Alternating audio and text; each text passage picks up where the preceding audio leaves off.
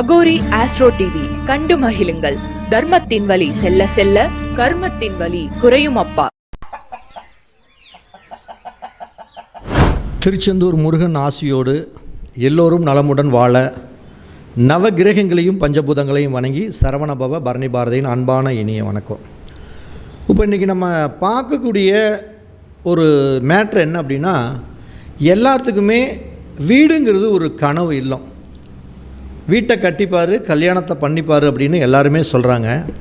ஆனால் கல்யாணம் அப்படிங்கிறது கூட நம்ம டக்குன்னு பண்ணிடலாமாட்டிருக்குது. இந்த வீடு கட்டுறதுங்கிறது ரொம்ப சிரமமாக இருக்குது.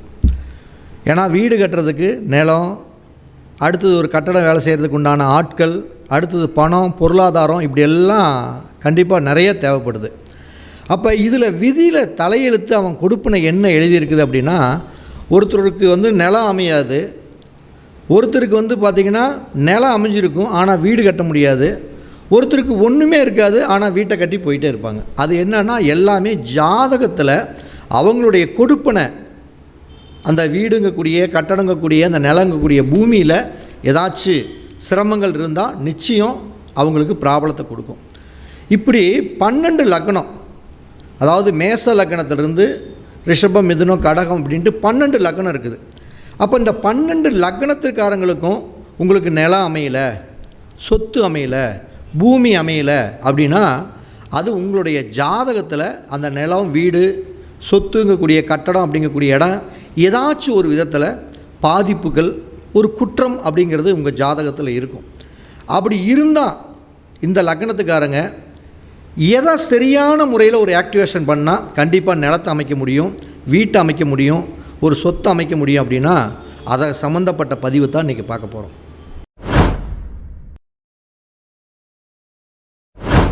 இப்போ இன்றைக்கி மேச லக்னத்தில் ஒருத்தர் பிறந்திருக்காங்கன்னு வச்சுக்கோங்க. நீங்கள் எப்பயுமே ராசி அப்படிங்கிற விஷயத்தை பார்க்கக்கூடாது. ராசி என்பது உடல் தன்மை சார்ந்தது, லக்னம் அப்படிங்கிறது தான் உயிர்த்தன்மை சார்ந்தது.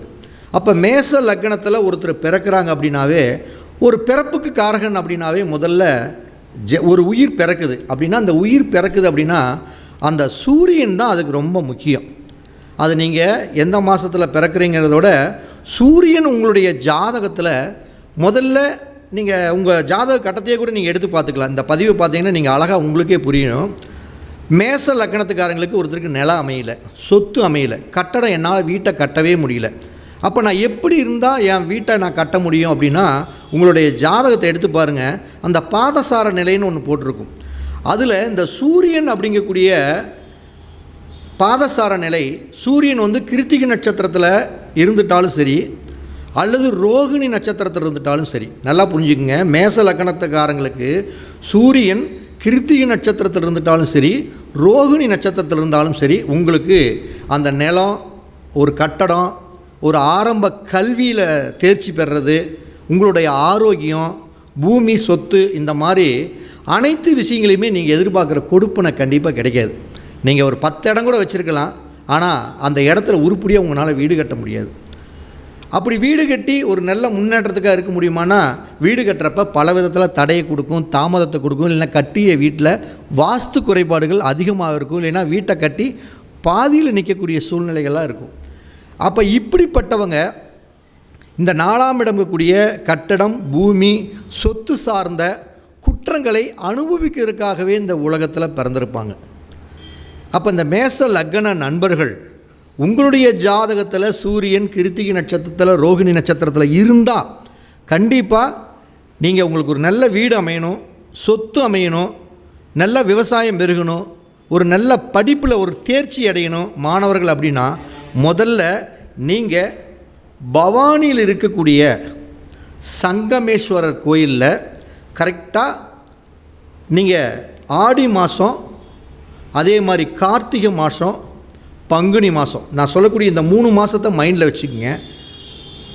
இந்த 3 மாதத்துலேயுமே நீங்கள் நான் சொல்லக்கூடிய அந்த பவானி சங்கமேஸ்வரர் கோயிலில் போய் எனக்கு ஒரு நல்ல வீடு அமையணும், ஒரு நல்ல சொத்து அமையணும், ஒரு 4 ஒரு கட்டடத்தை கட்டி என் குடும்பத்தோடு சந்தோஷமாக இருக்கணும் அப்படின்னு மனதார வேண்டி பவானி சங்கமேஸ்வரரை வழிபட்டிங்கன்னா உங்களுக்கு ஒரு நிலம், ஒரு கட்டடம், குழந்தைகளாக இருந்தால் அந்த குழந்தைகளுடைய கல்வி நிலை, இதில் எல்லாம் ஆரோக்கியம் இதெல்லாம் ரொம்ப சிறப்பாக இருக்கும். இல்லைன்னா உங்களுக்கு நிலம் அமைகிறதுல, கட்டடம் அமைகிறதுல வாஸ்து சம்பந்தப்பட்ட கோளாறுகள், குற்றங்கள் அதிகமாக இருக்கும். அப்போ நிலம் அமைகிறதுல சிக்கலை கொடுக்கும். அப்போ இந்த மேச லக்கணத்துக்காரங்க நான் சொல்லக்கூடிய இந்த சூரியன் கிருத்திகை நட்சத்திரத்திலே ரோகிணி நட்சத்திரத்தில் இருந்தால் கண்டிப்பாக உங்களுடைய வாங்கக்கூடிய ஃப்ளாட் அப்படிங்கிறது வடக்கு திசையை பார்த்து மட்டும் நீங்கள் ஃப்ளாட்டு வாங்கிடாதீங்க. அப்படியே வடக்கு பார்த்து ஃப்ளாட்டு வாங்கினாலும் நீங்கள் வடக்கு திசையை பார்த்து வீடு கட்டிடாதீங்க. ஏன்னா மேச லக்கணத்திற்கு சூரியன் கிருத்திகை நட்சத்திரத்தில் ரோகிணி நட்சத்திரத்தில் இருந்தால் கண்டிப்பாக வடக்கு திசை தலைவாசல் வச்சு வீடு கட்டினீங்கன்னா நல்ல ஆரோக்கியமான வாழ்க்கை கிடைக்காது. வீட்டில் பொருளாதார பணப்பிரச்சனைகள் நிறையா இருக்கும், சங்கடங்கள் இருக்கும். குடும்பத்தில் அந்த வீடு கட்டினதுக்கப்புறம் பார்த்திங்கன்னா அவங்களுடைய ஆரோக்கியம் அப்படிங்கிறது பாதிக்கப்பட்டுக்கிட்டே இருக்கும். குழந்தைகள் அந்த வீட்டில் படிப்பு அப்படிங்கக்கூடிய விஷயத்தில் பாதிப்பு நிச்சயமாக அடையும். அப்போ நான் சொல்லக்கூடிய இந்த அற்புதமான விஷயத்தை வீடு அமையலை அப்படிங்கிறவங்க நான் சொல்கிறத கொஞ்சம் ஃபாலோ பண்ணுங்கள். பவானி சங்கமேஸ்வரர் கோயிலில் நீங்கள் போய் எனக்கு நிலம் அமையணும், வீடு அமையணும், சொத்து அமையணும், இதில் இருக்கக்கூடிய குற்றங்கள் நிவர்த்தியாகி நானும் இந்த சமுதாயத்தில் நல்ல சந்தோஷமான மனநிகழ்ச்சியோடு வாழணும்னு முறையாக நீங்கள் நான் சொன்ன மாதத்தில் வழிபட்டிங்கன்னா உங்கள் வீடு கட்டி நீங்கள் மிக அற்புதமான முறையில் ஒரு சொந்த பந்தங்களுடைய முன்னிலையில் ஒரு சிறப்பான வாழ்க்கை அமைங்கிறதுல எந்த ஒரு மாற்றம் இல்லை. இப்போ ரிஷப லக்னமாகி இப்போ இந்த ரிஷப லக்கணத்துக்காரங்க வீடு கட்டுறதுக்கு ஒரு சிரமம் அப்படின்னா உங்களுடைய லக்னம் ரிஷப லக்கணமாகி அந்த ஒரு உயிர் வாழ்கிறதுக்கு வீடு தேவை. அந்த உயிருக்கு காரகனான சூரியன் உங்களுடைய ஜாதகத்தில் ரேவதி நட்சத்திரத்திலேயோ அல்லது அஸ்வினி நட்சத்திரத்திலேயோ அல்லது பரணி நட்சத்திரத்திலேயோ இருக்குது அப்படின்னா நிச்சயம் உங்களுக்கு வீடு சார்ந்த குற்றங்களை அனுபவிக்க நீங்கள் கண்டிப்பாக பிறந்திருப்பீங்க. கல்வி சம்பந்தப்பட்ட பாதிப்புகளில் சிரமங்களை கொடுக்கும். ஒரு நிலம் வாங்குறதுல, சொத்து வாங்குறதுல, ஒரு கார் வாங்குறதுல, வண்டி வாகனங்கள் வாங்குறதுல, புதுசாக ஒரு கட்டடங்கள் கட்டுவதில் கண்டிப்பாக நீங்கள் சிரமத்தை அனுபவிக்கணும். வீடுங்கிறது அமையாது. அப்படி வீட்டு வேலையை துவங்குனீங்கன்னா பல விதத்தில் தடை, தாமதம். பணம் இருக்கும், சொத்து வாங்க முடியாது, சொத்து இருக்கும், வீடு கட்ட முடியாது. அப்போ இப்படி இருக்கிறவங்க எந்த விதமான வழிபாடுகளில் மேற்கொண்டால் அவங்களுக்கு ஒரு நல்ல வீடு அமையும், நல்ல சொத்து அமையும், சொத்தின் மூலம் ஒரு பாதுகாப்பு அமையும் அப்படின்னா முதல்ல நீங்கள் மதுரை பக்கத்தில் இருக்கக்கூடிய அந்த சோழவந்தான் அப்படிங்கக்கூடிய ஊரில் திருவேங்கடநாதர் அப்படிங்கக்கூடிய அந்த சிவன் வழிபாடுகளை நீங்கள் மேற்கொள்ளணும். அதை எப்போ மேற்கொள்ளணும் அப்படின்னம்னா ஆவணி மாதம், மார்கழி மாதம், அதே மாதிரி சித்திரை மாதம். அப்போ இந்த 3 மாதங்கள்லையுமே உங்களுடைய ஜாதகத்துக்கு ரிஷப லக்கணத்துக்கு 4ஆம் இடத்து அதிபதி சூரியன் தான். அப்போ அந்த சூரியன் உங்கள் ஜாதகத்தில் என்ன நட்சத்திரத்தில் இருக்குதுன்னு மட்டும் நீங்கள் பார்த்துக்குங்க. அந்த நட்சத்திரம் வரக்கூடிய நாளில் நல்லா புரிஞ்சுக்கணும். அந்த நட்சத்திரம் வரக்கூடிய நாளில் அந்த நட்சத்திரத்தன்னைக்கு நீங்கள் போய் நான் சொல்லக்கூடிய இந்த மதுரை பக்கத்தில் இருக்கக்கூடிய சோழவந்தான் திருவேங்கடநாதரை நீங்கள் வழிபட்டிங்கன்னா நிச்சயம் உங்களுக்கு நிலம் சார்ந்த, கட்டடம் சார்ந்த குற்றங்கள் நிவர்த்தியாகி உங்களுக்கு வீடு 100% அமைஞ்சே தீரும். அதில் எந்த மாற்றம் இல்லை. ஆனால் நீங்கள் கிழக்கு திசை மனையை மட்டும் வாங்கக்கூடாது. சரி, நான் வாங்கிட்டேங்க அப்படின்னா, ஆனால் கிழக்கு பார்த்து வீடு கட்டவே கூடாது. அப்படி கிழக்கு பார்த்து நீங்கள் வீடு கட்டினாலும் சரி, கிழக்கு திசை மனை வாங்கினாலும் உங்களுக்கு அதிர்ஷ்டத்தை கொடுக்காது, யோகத்தை கொடுக்காது. அப்போ உங்களுடைய ஜாதகத்தை அதுக்கப்புறம் ஒரு ஆய்வு பண்ணி எந்த திசையை பார்த்து கட்டிக்கலாம் அப்படிங்கிறது நம்ம முடிவு பண்ணிக்கலாம்.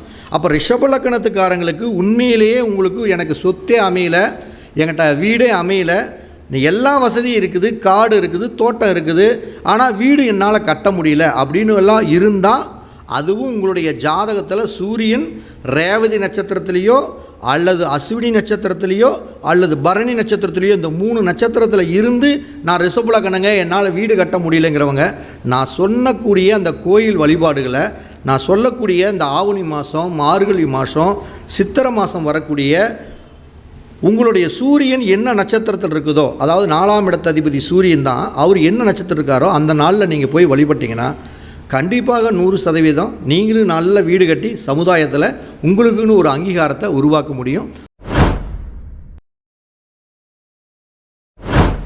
இப்போ மிதுன லக்னம், இந்த மிதுன லக்கணத்துக்காரங்களுக்கு எனக்கு இது வரைக்கும் நிலம் அமையலை, பூமி அமையலைங்க, என்கிட்ட பணம் இருக்குது, செல்வாக்கு இருக்குது, சொல்வாக்கு இருக்குது, ஊருக்குள்ளே எனக்கு அந்தஸ்து இருக்குது, நான் தான் தோண்டி என்னால் ஒரு வீடு கட்ட முடியல, எங்கள் அப்பா காலத்தில் இப்படி தான் கட்ட முடியல, ஆனால் நல்ல வசதியோடு இருக்கிறோம், ஏன் எங்களுடைய ஜாதகத்தில் என்ன நிலைமை அப்படின்னு கேட்குறவங்க ஒன்றும் ரொம்ப சிம்பிளான விஷயம். அந்த வீட்டோடைய பத்திரம் யார் பேரில் இருக்குதோ அவங்களோட ஜாதகத்தை தான் நீங்கள் மென்ஷன் பண்ணணும். அதுக்கோசரம் எல்லாத்தோட குழந்தைகளோட ஜாதகத்தை பார்க்கக்கூடாது. உங்களுடைய பத்திரம் யார் பேரில் இருக்குதோ அவங்களுடைய ஜாதகத்தில் நீங்கள் மிதுன லக்னமாக இருந்து உங்களுடைய ஜாதகத்தில் எல்லாமே ஒரு வீடு கட்டுறோம் அப்படின்னா நம்மளுடைய உயிர் வாடுறதுக்கு தான் அந்த வீடு கட்டுறோம். அந்த உயிருக்கு காரகனே சூரியன் தான். அப்போ சூரியன் உங்களுடைய ஜாதகத்தில் பூரட்டாதி நட்சத்திரத்துலேயோ உத்திரட்டாதி நட்சத்திரத்துலேயோ இருக்குதுன்னு வச்சுக்கோங்க, கண்டிப்பாக நீங்கள் வீடு கட்டுறதில், ஒரு கார் வாங்கிறதுல, ஒரு சொத்து சேர்த்துறதுல கண்டிப்பாக வாஸ்து சம்மந்தப்பட்ட கோளாறுகள் நிச்சயம் வரும். புதுசாக வீடு கட்டலான் இருக்கிறவங்க நல்ல வாஸ்து ஆலோசனை செய்து தான் நீங்கள் வீடு கட்டணும். இல்லை அப்படின்னா கண்டிப்பாக அந்த வீட்டின் மூலம் பல சங்கடங்களை, வருத்தங்களை நிச்சயமாக அனுபவிக்கக்கூடிய சூழ்நிலையாகவும், சில பேர்த்துக்கு அந்த வீடு கட்டினதுக்கப்புறம் நிறைய கஷ்டங்கள் வரும். அப்போ வீடே சில பேர்த்துக்கு அமையாது. அப்போ இந்த மிதுன லக்ன நண்பர்கள் முதல்ல நாகப்பட்டினத்தில் இருக்கக்கூடிய சௌந்தரராஜ பெருமாளை நம்ம கெட்டியாக பிடிச்சிக்கணும். அந்த மதுரையில், அதாவது நாகப்பட்டினத்தில் இருக்கக்கூடிய அந்த சௌந்தரராஜ பெருமாளுடைய கோயிலுக்கு நீங்கள் எப்போ போகணும் அப்படின்னு கேட்டிங்கன்னா, கரெக்டாக புரட்டாசி மாதம், தை மாதம், வைகாசி மாதம், இந்த 3 மாதத்தில் மிதுன லக்னத்துக்கு 4ஆம் இடம்னா எது சொல்கிறோம்? மிதுனம், கடகம், சிம்மம், கன்னி. அப்போ அந்த லக்னத்தோடைய அதிபதி யார்? கன்னியோட அதிபதி யாருன்னா புதன். அப்போ உங்களுடைய ஜாதகத்தில் புதன் என்ன நட்சத்திரத்தில் இருக்கிறாரோ, இதெல்லாம் நீங்கள் நான் சொல்கிற விஷயம் ஈஸியாக நீங்களே ஜாதகத்தை வச்சு அழகாக பார்த்துக்கலாம். நான் சொல்கிறத நீங்கள் எடுத்து வச்சு பார்த்தீங்கன்னா நீங்களே ஈஸியாக சொல்லலாம்.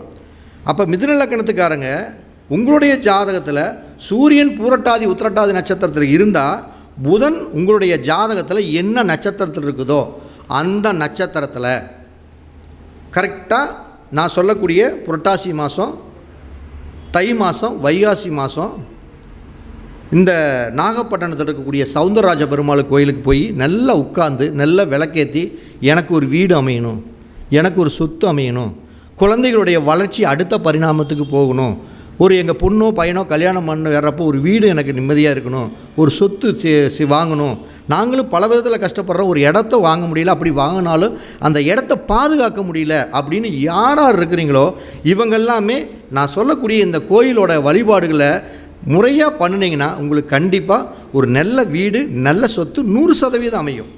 ஆனால் நீங்கள் எந்த மாதிரி சொத்தை வாங்கணும் அப்படின்னு ஒரு கால்குலேஷன் இருக்குது, எதை மாதிரி சொத்தை வாங்கக்கூடாதுன்னு ஒரு கணக்கு இருக்குது. அப்போ மிதுன லக்னத்துக்காரங்க தெற்கு திசை பார்த்து தயவு செய்து வீடு கட்டாதீங்க. கண்டிப்பாக கட்டினீங்கன்னா அந்த வீட்டில் நிறைய வருத்தங்கள், சங்கடங்கள், ஆரோக்கிய குறைபாடுகள், அந்த வீட்டின் மூலம் வளர்ச்சி இல்லாமல் போகும். தெற்கு பார்த்த ஃப்ளாட்டும் கூட உங்களுக்கு ஒரு சிறப்பான முன்னேற்றத்தை கொடுக்காது.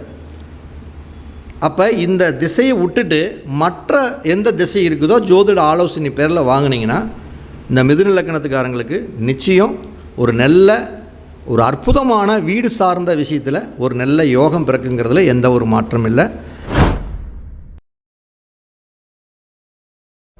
இப்போ நம்மக்கிட்ட ஜாதகம் பார்க்க வர்றவங்க, வாஸ்து பார்க்குறவங்க நிறைய கேள்விகள் கேட்குறாங்க.